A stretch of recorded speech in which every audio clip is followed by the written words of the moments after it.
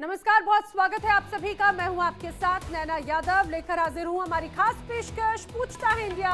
और बात करेंगे आतंक के आका पाकिस्तान की और अफगानिस्तान की, जिसके बीच में तनाव कम होने का नाम ही नहीं ले रहा। दोनों देशों के बीच में पिछले कई महीनों से कहा जाए कि तमातमी यहाँ पर नजर आ रही थी, और पिछले महीने जो एक इसकी जंग की ज्वाला उगी थी वो थमती नजर नहीं आती। या ये कहा जाए कि आतंक को पालने पोसने वाला पाकिस्तान अब इस जंग को खत्म होने ही नहीं देना चाहता। ऐसा हम क्यों कह रहे हैं? दरअसल इसके पीछे की वजह है। इसके पीछे की वजह यह है क्योंकि पाकिस्तान के जो रक्षा मंत्री हैं वो खुलेआम ऐलान कर रहे हैं कि अगर अफगानिस्तान के साथ वार्ता विफल रही तो अब जंग होगी। जी हाँ, आप बिल्कुल सही सुन रहे हैं। और जंग होने का बड़ा दावा कर रही है पाकिस्तान के रक्षा मंत्री ख्वाजा आसिफ। पाकिस्तान की ओर से एक बार फिर से जंग की बात कही जा रही है। यानी इस्तांबुल में जो बैठक चल रही है अफगानिस्तान और पाकिस्तान के बीच में शांति वार्ता के लिए, अब वो धमकियों के साए में आ चुकी है। पाकिस्तान के रक्षा मंत्री ख्वाजा आसिफ ने एक टीवी इंटरव्यू में ये साफ चेतावनी दे दी कि अगर इस्तांबुल शांति वार्ता यहां पर हो रही अगर विफल होती है तो पाकिस्तान अफगानिस्तान के खिलाफ सैन्य कार्रवाई करने से पीछे नहीं हटेगा। सुनाते हैं आपको क्या कहना है ख्वाजा आसिफ का। अफगानिस्तान के साथ एक बार फिर कल मुज़ाकरात शुरू होने जा रहे हैं, तो कैसे देखती हैं, और अगर इनकी कामयाबी नहीं होती तो फिर क्या फ्यूचर है? कामयाबी जो है वो अगर नहीं होती तो फिर तो जो इस वक्त एक सिचुएशन है, हो सकता है वो सिचुएशन बढ़ जाए, और उसमें जो हमारी एक ऑप्शन है हमारे पास कि अगर हमारी ज़मीन की खिलाफ वर्जी होती है या हमारी सरजमीन को जो है वो निशाना बनाया जाता है, हमारी आबादियों को निशाना बनाया जाता है, तो फिर इस तरह ही सही, फिर हम भी वही करेंगे जो हमारे साथ हो रहा है। जंग ही होगी, फिर जंग ही होगी। तो जंग ही होगी पाकिस्तान और अफगानिस्तान के बीच में। ये हम नहीं कह रहे, दुनिया का कोई अलग हिस्सा नहीं कह रहा, ये कह रहा है पाकिस्तान का रक्षा मंत्री। पाकिस्तान के रक्षा मंत्री के ये बयान अपने आप में बहुत गंभीर हो जाते हैं, क्योंकि ये बयान ऐसे वक्त में आया है जब दोनों ही देशों के बीच में अक्टूबर में रुकी हुई बातचीत को एक बार फिर से बहाल किया गया। और इस बार का जो फोकस है वो सीजफायर बनाए रखने पर है और तालिबान समर्थित आतंकियों को शरण देने के आरोपों पर चर्चा करना है। लेकिन पाकिस्तान की ओर से अब ऐसे समय में यह बयान आया, इस बयान से दोनों देशों के बीच में शांति होती तो कहीं से नजर नहीं आती। इस्तांबुल में जो वार्ता जारी है, फिलहाल दोनों देशों के बीच में यह माना जा रहा है कि आखिरी कड़ी होगी। अगर ये वाली बातचीत भी असफल रहती है, जैसा कि पिछली मुलाकातें रही, तो ये मान के चलिए कि अफगानिस्तान और पाकिस्तान के बीच में सीमा पर तनाव पूरी तरह से बढ़ सकता है, ऐसी आशंका जानकार जता रहे हैं। और पाकिस्तान पिछले लंबे समय से यह आरोप लगाता रहा है कि काबुल सरकार तहरीक तालिबान पाकिस्तान को अपने इलाके में शरण दे रही है, और इसी वजह से दोनों देशों की सीमाओं पर तनाव लगातार बढ़ता नजर आता है। पाकिस्तान के आधिकारिक आंकड़ों के अनुसार, जरा जल्दी से मैं आपको बता देती हूँ, साल 2025 में अभी तक 1073 पाकिस्तानी सैनिक और सुरक्षाकर्मी मारे जा चुके हैं, जिनमें से 70 से 80% हमले टीटीपी जैसे विद्रोही संगठनों के ने ही किए हैं। इससे पाकिस्तान की सुरक्षा व्यवस्था पर गहरा दबाव पड़ा है। इसकी वजह भी मैं आपको बताती चलूं। यही वजह है कि अब इस्लामाबाद वार्ता की बात तो करता है, लेकिन साथ ही एक्शन की भी धमकी देता है। ख्वाजा आसिफ का यह बयान पाकिस्तान की रणनीतिक कमजोरियों को भी उजागर करता है। देश पर इस वक्त करीब 270 अरब डॉलर का विदेशी कर्ज है, और ऊपर से आंतरिक विद्रोह, राजनीतिक अस्थिरता और आर्थिक संकट ने तो सेना पर भारी बोझ डालकर रखा है। अब समझिए, ऐसे में विश्लेषकों का यह मानना है कि सैन्य कार्रवाई की बात दरअसल आंतरिक दबावों को हटाने और जनता को दिखाने का एक तरीका भी हो सकती है। पाकिस्तान भले ही परमाणु ताकत हो, लेकिन लंबे समय तक युद्ध झेलने की क्षमता जो है वो जरूर सीमित है, ये भी तमाम जानकार कहते हैं।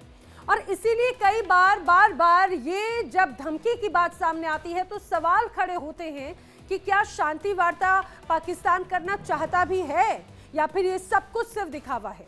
करेंगे चर्चा। मेरे साथ में खास मेहमानों का जो पैनल है उनसे आपको मिलवाती हूँ, जिस रूप में अभी एक अलग स्तर पे यहाँ पर तस्वीर नजर आ रही है। मेरे साथ रक्षा विशेषज्ञ के तौर पर रिटायर्ड ब्रिगेडियर विनोद दत्ता इस समय हमारे साथ में जुड़ रखे हैं। रिटायर्ड रक्षा विशेषज्ञ रिटायर्ड ब्रिगेडियर शरदेंदु जी फिलहाल मेरे साथ में इस दौरान है। बहुत बहुत स्वागत है ब्रिगेडियर शरदेंदु आपका। आपसे समझना चाह रही हूँ सर, एक तरफ बातचीत होती है और दूसरी तरफ ये धमकी। ख्वाजा आसिफ, हालांकि पहला मौका नहीं है जब वो जंग की बात कर रहे हो, आखिर उनकी इस बयान, इस धमकी को किस रूप में देखें सर?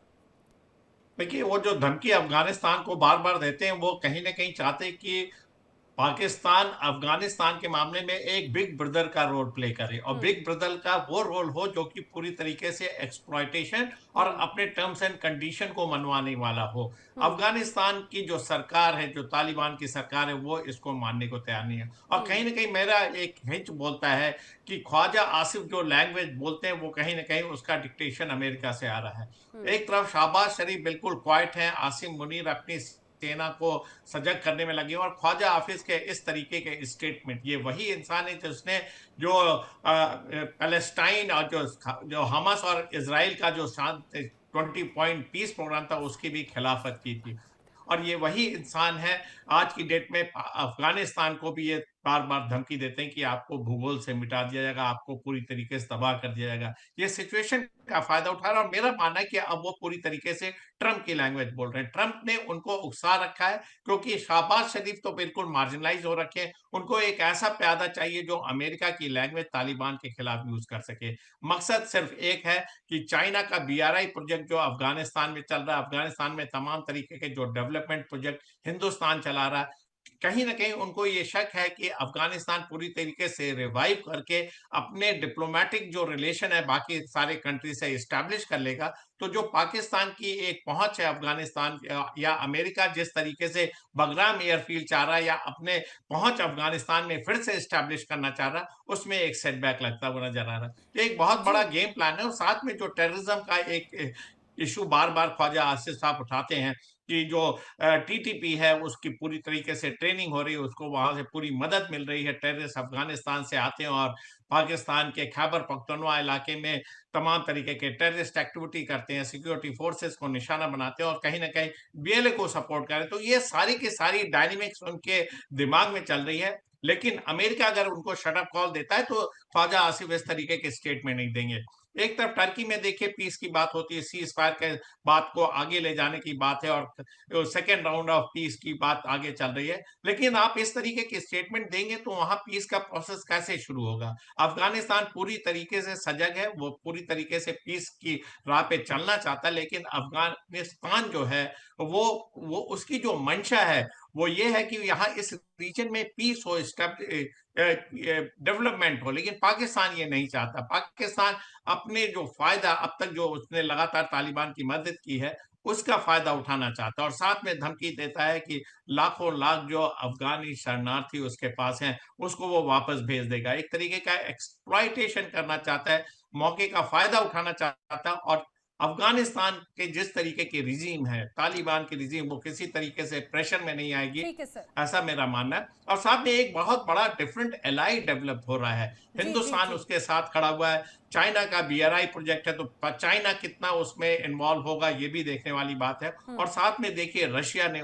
तालिबान की सरकार को रिकॉग्नाइज किया है। ईरान और मिडिल ईस्ट में भी उसके संबंध अच्छे होते चले जा रहे हैं। इसीलिए टर्की देखिए और कतर क्यों बार बार मध्यस्थता करना चाह रहा है, वो नहीं चाहते कि दो मुस्लिम देश इस इशू पर उलझे, क्योंकि TTP की मदद बात है सर, यही बात है कि पहले हमने देखा कतर, दोहा, टर्की और ये कई अलग अलग दौर की जो बातचीत है वो अभी तक की बातचीत तो उस रूप में सफल नहीं हुई, लेकिन माना जा रहा है कि अब की बार होने वाली बातचीत जरूर सफल रहे। मेरे साथ में कुछ और खास मेहमान जो है वो भी जुड़ रहे हैं, मैं उनको जल्दी से मिलवा देती हूँ। ब्रिगेडियर विनोद दत्ता जी तो हमारे साथ में मौजूद हैं ही, साथ ही साथ मेरे साथ पत्रकार पाकिस्तान से जुड़ रखे हैं डॉक्टर मोहम्मद बिलाल शफीक, और साथ ही साथ मेरे साथ में जुड़ रखे हैं पाकिस्तान से पत्रकार डॉक्टर सुंदूस मुस्तकिम। आप सभी का बहुत बहुत स्वागत है इस चर्चा में। और मैं ये भी बता दूं, और हमारे साथ में इसके साथ ही कनेक्ट हुए हैं निपुण अल्बियान जी, जो कि इंटरनेशनल रिलेशंस के एक्सपर्ट हैं। आपका भी बहुत बहुत स्वागत है। प्लीज़ ज़रा नाम दुरुस्त कीजिएगा, सुंदूस जी कीजिएगा। निपुण अल्बियान जी हमारे साथ में हैं। आप सभी का बहुत बहुत स्वागत है। मैं अब रुक करना चाह रही हूँ मोहम्मद बिलाल आपका, जल्दी से अगर आप समझाइए कि एक तरफ बातचीत और दूसरी तरफ धमकी, तो क्या ये बातचीत दिखावा है या धमकी दिखावा है? देखिए जी, बात यह है, जब दो रियासतों के दरमियान, दो स्टेट्स के दरमियान जब कहीं डायलॉग होते हैं, तो अगर खुदा न ख्वास्ता वो डायलॉग कामयाब नहीं होते तो फिर आप उस रियासत को या अपनी राइवल स्टेट को हार तो पहनाते नहीं, ना आप उसको मिठाइयां भेजते हैं, ना आप उसके लिए कोई बर्थडे पार्टी सेलिब्रेट करते हैं। फिर अल्टीमेटली जो रियासत होती है वो अपनी डेटरेंस शो करती है। डेटरेंस शो करना हर इंडिपेंडेंट और सॉवरेन स्टेट का राइट है। तो मुझे नहीं समझ आ रही कि ख्वाजा आसिफ की स्टेटमेंट को इतनी हाइप क्यों दी जा रही है। आप नहीं, कितने मैं लोग आपने आप ही की बात में एक बात ये पूछना चाह रही हूँ, तो आप अफगानिस्तान को अपनी राइवल स्टेट मान रहे हैं, या फिर अब आप ये कह चुके हैं कि भाई भले ही हम बातचीत कर रहे हैं लेकिन हमें भरोसा नहीं है एक दूसरे पर? नहीं, राइवल स्टेट की बात नहीं है। अगर आपके साथ आपकी स्टेट, आपकी नेबरिंग स्टेट हो या कोई भी स्टेट हो, जब वो आपके साथ कोऑपरेट नहीं करती, जब वो इंडिया से जो घुस बैठी हैं, जो दहशतगर्द हैं और आपकी जुबान में आतंकवादी हैं, उनको इंडियन फंडिंग पे पाकिस्तान भेजती है, वही इंडिया जो तालिबान को गुज़िश्ता 25 सालों से दहशतगर्द कहता था, टेररिस्ट कहता था। आज इधर में हैरान हुए खातून, ये वाला दौर बीत चुका है, जरा लाइनें बदलने का वक्त आया है। सुनिए आप लोग, मुझे एक बात बताइए, पाकिस्तान और अफगानिस्तान के बीच में इसी साल, अभी तो आप लोगों के बीच में आपको अभी आरोप ये लगते रहे ना कि जब अफगानिस्तान के अगर विदेश मंत्री यहाँ पर आए उसके बाद से अटैक बढ़े। मैं आपसे ये जानना चाह रही हूँ, पिछले एक साल के अंदर 2025 के अंदर ही कितनी मर्तबा आप लोगों के बीच में वार्ता हुई है सामंजस्य बनाने के लिए? जिस तरह पाकिस्तान और इंडिया के बीच में हुई है, इंडिया बाज नहीं आ रहा था, कभी पुलवामा करता था, कभी उरी करता था, कभी पहलगाम करता था। हमने 7 मई से 10 मई में आपकी तबीयत सेट कर दी। इसी तरह अफगानिस्तान में भी इंडिया जो संदूर 2 कहता है ना मूडी, कि हमने संदूर 2 शुरू करना है, वो अफगानिस्तान के जरिए चंद हजार, not all the Afghan people, let me make it clear, few thousand उनको जब फंड करेगा, जो आपके वहां पर रॉ के एजेंट्स हैं और वहां जो आप डैम बनाने के, आप अपनी जो फैसिलिटी दे रहे हैं कि जी हम आपको टेक्निकल, लॉजिस्टिकल और फाइनेंशियल सपोर्ट करेंगे डैम बनाने में, वो जो चंद हजार आप लोगों के आतंकवादी हैं जो वाया अफगानिस्तान पाकिस्तान में इन्फिल्ट्रेट करते हैं, अगर वो बाज नहीं आएंगे तो ख्वाजा आसिफ सही कहता है, फिर हम डेटरेंस शो करेंगे और जिस तरह हमने इंडिया की तबीयत सेट की है, हम आपकी तबीयत भी वैसे सेट कर देंगे। अरे मुझे बात समझ में नहीं आती मोहम्मद बिलाल, कितनी बार झूठ का पुलिंदा लेकर चलते हैं, पूरी संसार, पूरी दुनिया के सामने सैटेलाइट तस्वीरें हैं। अरे जनाब, पूरी दुनिया के सामने सैटेलाइट तस्वीरें, आप अपनी जनता को बरगला सकते हैं, बाकी किसी को क्या बरगलाएंगे? नहीं, लेकिन बात ये होती है भरोसे की। आप लोग लता के गानों में हो, आप लोग सनी देओल की मूवी में हो, आप लोग सुनील शेट्टी की मूवी में हो, खुदा जानता है, मेरा अल्लाह जानता है। आप भी आ जाइए, आपके कर्मों की वजह से हमारे जो है इस तरह से मनभेद हुए हैं, मतभेद हुए हैं कर्मों की वजह से, वरना 47 के पहले तो आप अपने ही हुआ करते थे। वेल, मैं जल्दी से नहीं, हम आपके नहीं थे। We have different ideology, we have different culture, we have different way of living. आप जिसकी बुरा ना मानिएगा, हम अपनी बैठक पर जिसको खाते हैं आप उसकी पूजा करते हैं। मैं आपके रिलीजियस सेंटिमेंट्स को हर्ट नहीं करना चाहता। We have completely different way of living और 1000 साल हमने आपको डोमिनेट की है। अरे जनाब, अच्छा मुझे एक बात बताइए, हमें तो जो चीजें नजर आती हैं हम उसको पूछते हैं, हम धरती को पूछते हैं, हम सूर्य को पूछते हैं, हम चंद्रमा को पूछते हैं, हम वायु को पूछते हैं, हम जल को पूछते हैं।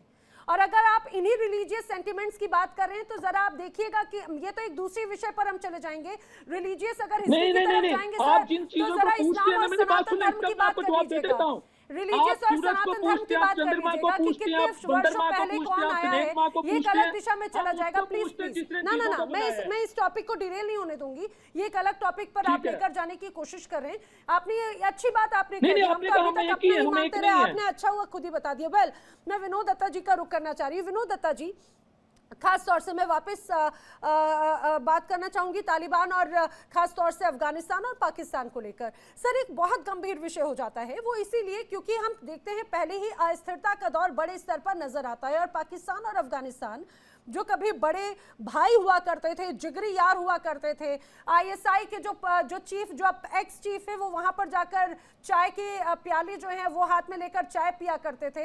अब इतना दोस्ताना, इतना याराना वो दुश्मनी में बदल गया और उसमें दोषी ने भारत को ठहरा दिया। वेल, भस्मासुर तो ये खुद ही बन गए। सर, आज की बैठक से कुछ उम्मीद नजर आती है क्या? अगर ख्वाजा आसिफ इस रूप में बात कर रहे हैं तो? देखिए, ख्वाजा आसिफ ने पहले भी काफी इस तरह के स्टेटमेंट दिए हैं और उनके स्टेटमेंट को बहुत ज्यादा संजीदा रूप से नहीं लिया जा सकता, क्योंकि आप देखिए, जब भारत और पाकिस्तान के दरमियान ऑपरेशन सिंदूर के या उससे पहले भी इस तरह के उन्होंने स्टेटमेंट दिए थे, तो वहां की सियासतदान भी इनको कोई बहुत ज्यादा सीरियसली नहीं लेते हैं। दूसरी चीज देखिए, अफगानिस्तान एक ऐसा देश है, भारत के रिश्ते हमेशा, अभी से नहीं सदियों से भारत के बड़े मधुर संबंध रहे। भारत हमेशा देखिए पहले भी आतंकवाद की मजम्मत करता था, आज भी करता है और आगे भी करता रहेगा। लेकिन आप ये देखिए, अगर कोई देश, ये पहली बात नहीं है, जैसे हमारे पत्रकार भाई कह रहे थे जो पाकिस्तान के हैं कि साहब हमने सलमा डैम बनाया है, वहां हमने वहां की पार्लियामेंट बनाई है, 3 बिलियन रुपया हमने वहां इन्वेस्ट किया है, और हमारे रिश्ते अब से नहीं है। अगर आप देखें, खान अब्दुल गफ्फार खान को भारत रत्न से हमने नवाजा था। उन्होंने खुद इस बात की मजम्मत की थी कि दोनों देश तकसीम नहीं होने चाहिए। तो ये सब चीजें देखते हुए भारत ने हमेशा अफगानिस्तान को एक फ्रेंडली रूप में देखा है, लेकिन भारत ने जब भी दहशतगर्दी वहां हुई है उसकी मजम्मत की है। लेकिन अगर विचारधारा में कोई चेंज आता है तो भारत उसका खैर मकदम भी करता है, क्योंकि भारत वहां जो इमदाद दे रहा है, वहां लोगों की जो दयनीय अवस्था है उनके लिए दे रहा है। वहां की जो खवातीन हैं, वहां के जो बच्चे हैं जो इतनी बुरी हालत में वहां रह रहे हैं, उनके लिए इमदाद भेज रहा है। क्योंकि हमारे पास इस तरह का सरमाया है, हमारे पास इस तरह का दिल है, हमारे पास इस तरह की पॉलिसी है, क्योंकि हमारी पॉलिसी है नेबरहुड फर्स्ट। देखिए, आतंकवाद, हमने तो पाकिस्तान की भी कई बार मजम्मत की है, लेकिन डिप्लोमेटिक चैनल्स हमेशा खुले रहते हैं। हम तो अभी भी चाहते हैं कि एक हमारा हमसाया मुल्क है, वो एक हमसे अच्छे रिश्ते रखे। लेकिन आप अगर, वो कहते हैं ना कि हर खेत में आपने इंसान के सर बोए हैं, अगर खेत अब खून उगल रहा है तो हैरानी क्यों? क्योंकि अब वही बंदूकें आपकी तरफ तानी जा रही हैं। विनोद दत्ता जी, मुझे बड़ी हैरानी हुई, अभी जो पाकिस्तानी पत्रकार को आप सुन रहे थे, उनकी तरफ से तो क्लियर बात कही गई कि भाई आप हमें हमसाया मत मानिए, हम तो पूरी तरह से अलग हैं, विचारधारा, पहनावा और आइडियोलॉजी हर रूप में, और हमारी तो एक तरह से ये कहा जाए कि क्षमता और सोच भी हमारी आगे बढ़ने की है, और यहाँ पर क्या है वो तस्वीर हम देखते रहे। तो मुझे लगता है हमसाया हमने समझा, शायद यही हमारी सबसे बड़ी गलती रही है, और अपने आप में यही एक बड़ी स्थिति को दर्शाता भी है। मैं जल्दी से निपुण आलम बयान जी का रुख करना चाह रही हूँ, विदेश मामलों के जानकार हैं। निपुण जी, किसी भी देश के बीच में जब कोई क्राइसिस होता है, पॉलिटिकल क्राइसिस हो या फिर बॉर्डर क्राइसिस हो, उसका इम्पैक्ट वहाँ की जनता के साथ साथ, वहाँ की सरकारों के साथ साथ, वहाँ की सेना के साथ साथ हर मोर्चे पर होता है। खासतौर से आज का जो ये टॉक इस दौरान चल रहा है टर्की में, आपको लग रहा है कि ये भी इस मामले में इसलिए बहुत ज्यादा इंपॉर्टेंट हो जाता है, सैन्य क्षमताओं से इतर यहाँ पर बिजनेस के तौर पर यहाँ के लोग बड़े बड़े कंटेनरों में अभी भी फंसे हुए हैं, दोनों तरफ कई गाड़ियां फंसी हुई हैं, आपको लग रहा है वो बहुत इंपैक्ट करता है? देखिए नैना जी, जब हम पॉलिटिकली बात करते हैं ना, पॉलिटिकली इम्पैक्ट सोशल, इकोनॉमिकली सब चीजों पर इम्पैक्ट पड़ता है। आप देखिए, पाकिस्तान 1960 तक उसकी जो जीडीपी की ग्रोथ रेट थी वो हमारे इक्वल थी। आज उसके बाद पाकिस्तान किस प्रकार से गर्त में गिरा हुआ है। 45% आबादी इनकी गरीबी रेखा से नीचे है। रीजन क्या है? क्योंकि इनके यहाँ पॉलिटिकल स्टेबिलिटी नहीं है, और इनके यहाँ तो मैं कहता हूँ हमेशा कि इन्हें तो अपनों ने लूटा, गैरों में कहाँ दम था, और ये डूबे खुद अपने देश के अंदर। इनके पत्रकार किस प्रकार की जिहादी मानसिकता की बात कर रहे हैं। हम 2047 का सपना देख रहे हैं, हम 2047 विकसित भारत बनने वाले हैं। ये अभी भी वही 1946 में बैठे हुए हैं। जिन्ना की जो बातें थी, जिन्ना जो बोल रहा था उस समय, ये आज भी वही बात बोल रहे हैं। और इन्हीं की इसी सोच के कारण बांग्लादेश 71 में अलग हुआ। अफगानिस्तान कोई और नहीं है, अफगानिस्तान तालिबान कौन है? मुस्लिम ही है ना, वो इनसे लड़ रहे हैं। ईरान के साथ इनके संबंध खराब, अफगानिस्तान इनके संबंध खराब, 3 बॉर्डर है, तीनों बॉर्डर पे इनका डिस्टर्बेंस है, क्योंकि जिहादी मानसिकता दिमाग में भरी हुई है। तो बात क्या है कि ना तो इनकी सिविलियंस में प्रॉब्लम, मैं तो देख रहा था पत्रकार जो होते हैं वो वॉइस ऑफ पीपल होते हैं, यानी कि media is the 4th pillar of the democracy या वॉइस ऑफ द पीपल। आप सोचिए, मीडिया का पत्रकार किस प्रकार जिहादी बात कर रहा है। हम इक्वल नहीं है।